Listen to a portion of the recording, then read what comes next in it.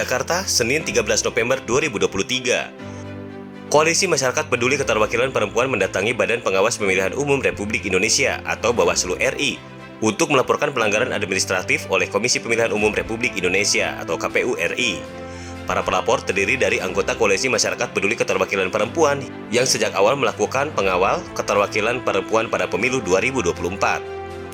Termasuk pengujian norma keterwakilan perempuan dalam peraturan KPU nomor 10 tahun 2023 ke Mahkamah Agung. Putusan MA nomor 24 P/Hum/2023 serta pelaporan pelanggaran kode etik penyelenggara pemilu oleh ketua dan anggota KPU ke Dewan Kehormatan Penyelenggara Pemilu atau DKPP pada putusan DKPP nomor 110/PKE/DKPP-9 Romawi/2023. Para pelapor melaporkan pelanggaran administratif pemilu oleh KPU yang menetapkan daftar calon tetap atau DCT anggota DPR pemilu 2024 tidak sesuai dengan tata cara penerapan kebijakan afirmasi keterwakilan perempuan sebagaimana perintah Undang-Undang Negara Republik Indonesia tahun 1945, Undang-Undang Nomor 7 tahun 1984 tentang pengesahan konvensi penghapusan segala bentuk diskriminasi terhadap wanita atau Convention on the Elimination of Discrimination Against Women. Pasal 245 Undang-Undang Nomor 7 Tahun 2017, Putusan MA Nomor 24 P/Hum/2023, dan Pasal 8 Ayat 1 huruf C Peraturan KPU Nomor 10 Tahun 2023. Pasal 245 Undang-Undang Nomor 7 Tahun 2017 mengatur bahwa daftar bakal calon memuat keterwakilan perempuan paling sedikit 30%. Ketentuan tersebut dipertegas oleh pengaturan Pasal 8 Ayat 1 PKPU Nomor 10 Tahun 2023 menyebut bahwa persyaratan pengajuan bakal calon wajib memuat keterwakilan perempuan paling sedikit 30% di setiap dapil. Sebelumnya, ketentuan Pasal 8 Ayat 2 Peraturan KPU Nomor 10 Tahun 2023 tentang pencalonan anggota Dewan Perwakilan Rakyat, Dewan Perwakilan Rakyat Daerah Provinsi, dan Dewan Perwakilan Rakyat Daerah Kabupaten Kota terkait penggunaan rumus atau formula perhitungan keterwakilan perempuan berupa pembulatan ke bawah telah dikoreksi oleh Mahkamah Agung melalui putusan MA nomor 24 P/Hum/2023 pada 29 Agustus tahun 2023.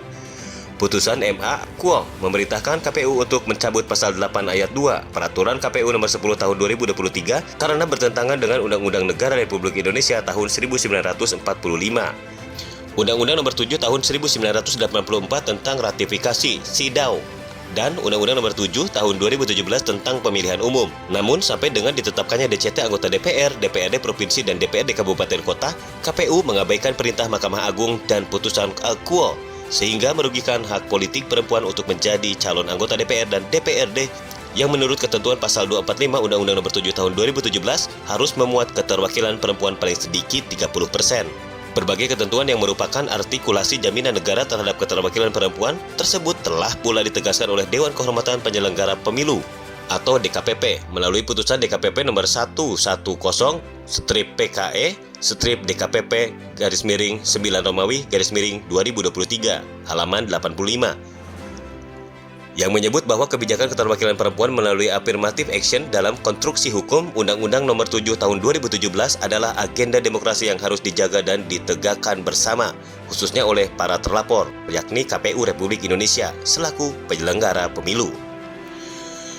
Hal tersebut sangat bertolak belakang dengan sikap KPU yang dalam waktu singkat langsung menindaklanjuti putusan MK nomor 90/PUU/21 Romawi/2023 terkait persyaratan usia dalam pencalonan Pilpres dengan melakukan perubahan terhadap peraturan KPU nomor 19 tahun 2023 tentang pencalonan presiden dan wakil presiden. Padahal putusan MK Kuo hanya berdampak pada satu orang saja. Sedangkan putusan MA nomor 24 P/Hum/2023 berdampak pada terbukanya kesempatan bagi lebih banyak perempuan untuk dapat maju sebagai calon anggota legislatif pada pemilu DPR dan DPRD tahun 2024. Bukan hanya soal orang per orang, sebagaimana putusan MK Kuo. Selain itu, putusan MA nomor 24 P/Hum/2023 diputuskan jauh lebih awal daripada putusan MK nomor 90/PUU/21 Romawi/2023 yang terbit belakangan. Dari analisis pelapor, didapati ternyata terdapat 266 DCT dari total 1.512 DCT anggota DPR Pemilu 2024 yang telah ditetapkan dan diumumkan KPU tidak memuat ketentuan keterwakilan perempuan paling sedikit 30%. Oleh sebab itu, berdasarkan ketentuan pasal 460 ayat 1 Undang-Undang Nomor 7 Tahun 2017, perbuatan KPU tersebut secara nyata dapat diklasifikasi sebagai pelanggaran administratif pemilu, yaitu pelanggaran terhadap tata cara, prosedur, atau mekanisme yang berkaitan dengan administrasi pelaksanaan tahapan pencalonan pemilu, sebagaimana telah diatur dalam Undang-Undang Nomor 7 Tahun 2017 dan PKPU Nomor 10 Tahun 2023. Dan kawan-kawan sadar yang tadi melaporkan langsung sebuah kehormatan buat mantau pemilu saat ini. Saya dari KIPP, Komite Independen Pemantau Pemilu. Saya melihatnya secara hampir keseluruhan ya. Dari mudah-mudahan pantauan kami tidak kondisi nyatanya tidak sesuai. Untuk itu, para pelapor dalam laporannya meminta kepada Bawaslu Republik Indonesia untuk membuat putusan sebagaimana berikut. Nomor 1, menyatakan Komisi Pemilihan Umum Republik Indonesia terbukti melakukan pelanggaran administratif pemilu karena menetapkan DCT pemilu DPR tidak memuat keterwakilan perempuan paling sedikit 30% di setiap daerah pemilihan pemilu anggota DPR sebagaimana tata cara, prosedur, dan mekanisme yang telah diatur dalam pasal 245 Undang-Undang Nomor 7 Tahun 2017 Jo pasal 8 ayat 1 huruf C Peraturan KPU Nomor 10 Tahun 2023 Jo Putusan MA Nomor 24 P/HUM/2023.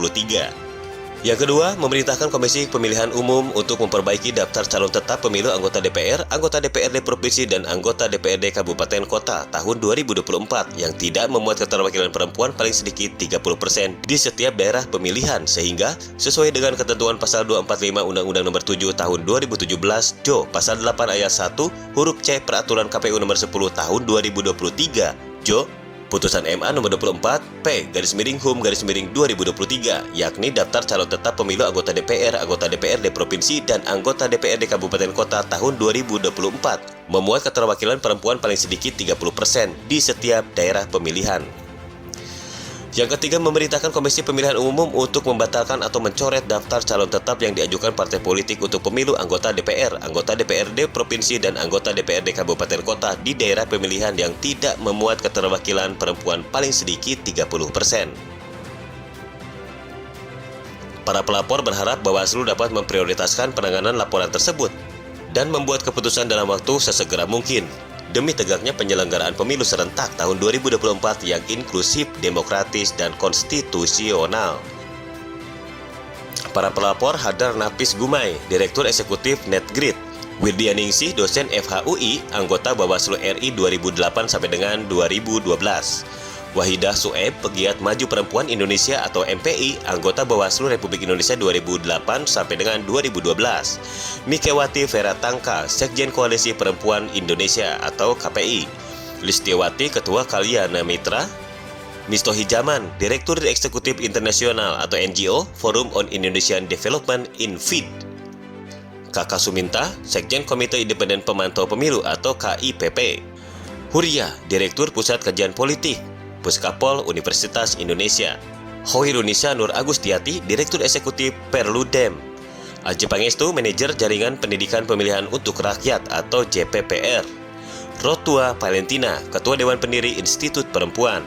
Titi Anggraini, Dosen Pemilu FHUI, Wakil Koordinator Maju Perempuan Indonesia atau MPI.